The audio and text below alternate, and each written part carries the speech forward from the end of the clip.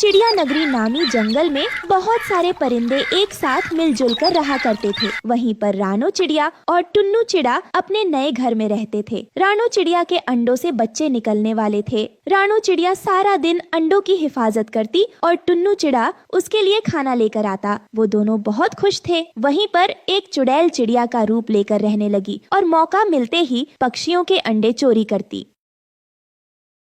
एक दिन, टुन्नू, मेरा अमरूद खाने को बहुत मन कर रहा है, कहीं से एक अमरूद ला दो, अंदर से लाल वाले, मीठे मीठे। रानो, अमरूद के पेड़ जंगल की दूसरी तरफ है। अगर मैं अमरूद लाने गया तो शाम को ही लौटूंगा। कोई बात नहीं, तुम जाओ, हम शाम को अमरूद ही खा लेंगे।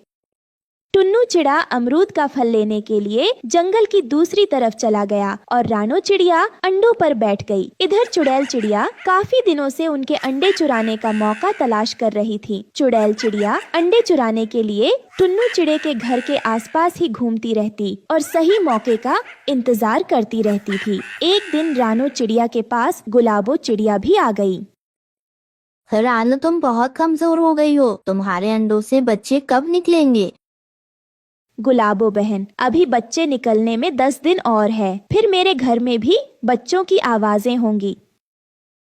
रानो, तुम अपनी सेहत का ख्याल रखो, कहीं बच्चे निकलने तक तुम बीमार ना हो जाना। चलो आओ मेरे साथ, कुछ देर के लिए बाहर घूम फिर के आए। थोड़ी बाहर की हवा खाओगी तो चेहरा खिल जाएगा तुम्हारा।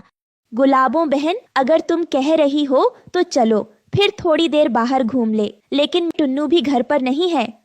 अरे थोड़ी देर की बात है, यूं गए और यूं आए। रानो चिड़िया गुलाबो चिड़िया के साथ थोड़ी देर घूमने फिरने के लिए जंगल में चली गई। तभी चुड़ैल चिड़िया को पता चल गया तो वो रानो चिड़िया के घर में छुपके से गई और उसके अंडे चुरा कर ले गई। रानो चिड़िया, देखो, जंगल की ताज़ा हवा और उसकी खूबसूरती पक्षियों को सेहतमंद रखती है।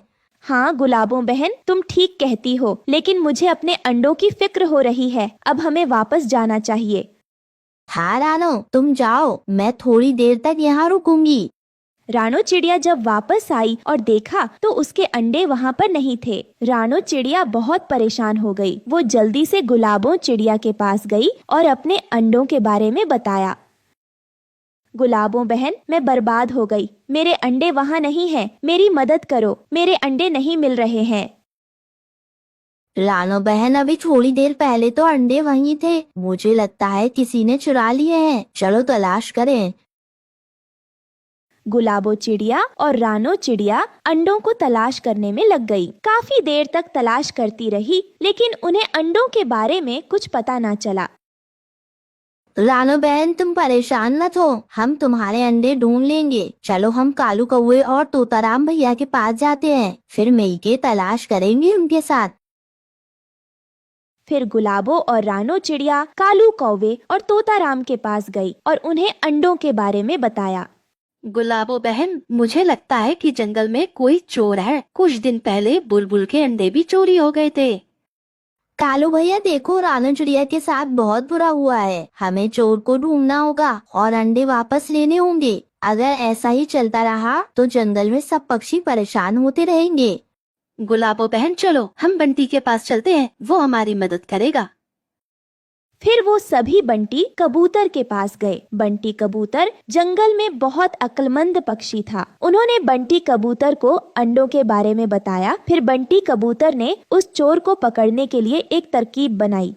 कालू भैया, हम चोर को पकड़ने के लिए एक जाल तैयार करेंगे। देखो, वो चोर अंडे चोरी करता है, हमें 2 अंडे चाहिए। फिर हम अंडों को जाल में रखेंगे। जब चोर अंडों को उठाने के लिए आएगा तो जाल में फंस जाएगा, फिर हम उसे पकड़ लेंगे।